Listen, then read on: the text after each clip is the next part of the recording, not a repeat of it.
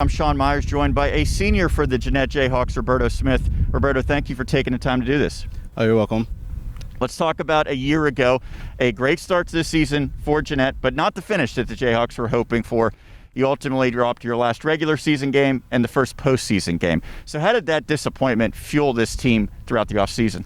It fueled them, and we don't want to feel that again. We want to go deeper, so we're using that as fuel to all right, we don't want to feel this again. We won't have to go through the pain of a first round knockout again, especially being as good and as talented as we are and were. So we're just using that to propel us forward, hopefully further.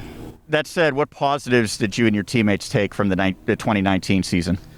Positives is that although we lost a lot, we're returning a lot of experience and skill positions, linemen, all of that.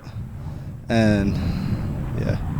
It was a transition for you a year ago. You came by way of Greensburg-Salem. It was your first year with the Jeannette program. What was that like? It was very different. It was just not taking a shot at Greensburg or anything, but it's a lot more intense when I first transferred. It wasn't what I expected. The weight room was a lot different. The atmosphere was a lot more upbeat, faster, up-tempo type rather than when I was at Greensburg.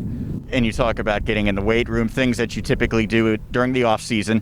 Well, this off-season's been challenging. It's been a lot different for everyone. How have you and your teammates tried to work through some of those challenges posed by COVID? In the spring, we did a lot of Zoom with our offensive coordinator, coming up with our new offense and a lot of that. We spent a lot of time meeting with each other and working out individually. I know a lot of us did that, just finding any open area to do field work and all that on our own, lifting.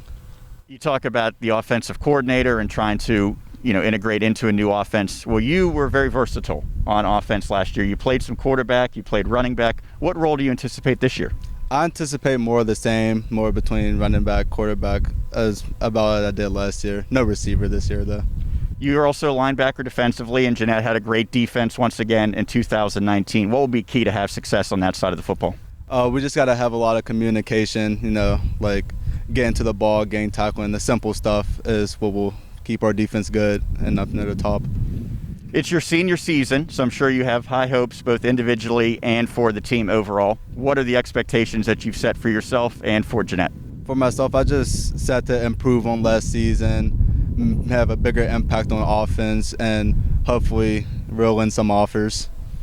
Now, I know that you're relatively new to the area, but that being said, I'm sure you're very well aware of the impact that Trey Cunningham had on this program. Unfortunately, he passed away this offseason. It seems like everyone at Jeannette was affected by that.